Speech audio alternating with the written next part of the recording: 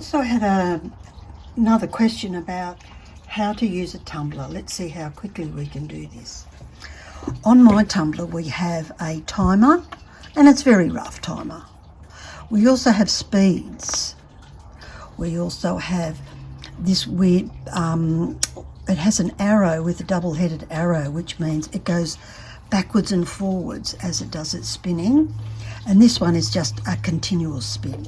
So my setting that I really like, and I've done lots and lots of different ones, is 30 minutes on backwards and forwards on the lowest speed, and I get really good, smooth, shiny feathers and slivers out of that. About 250 ml food container here with my slivers, and I put that plus the same quantity of water into the tumbler, which seems to work really well.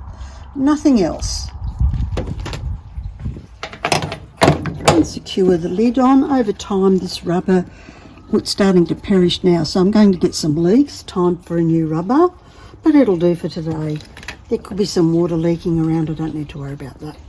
So make sure that it's reasonably well fitting. Pop in your top cover, and then you pop it onto its little runners.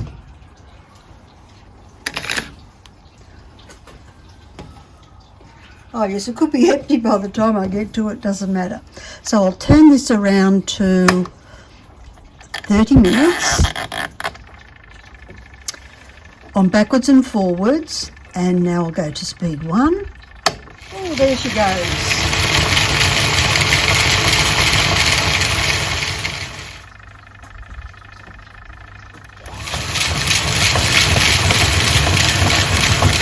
A strainer and a jug to rinse off. So pop them in there with the water, add a little bit more water as I reach over the drawer because the camera's sitting in the drawer. Rinse them off in the jug, and then I'll let it settle, then pour off the clear water onto the garden, and the glass paste I can put it straight into the bin. That keeps it all nice and clean and nothing going wrong with your drains. Look, nothing, no blood, no cuts, nothing.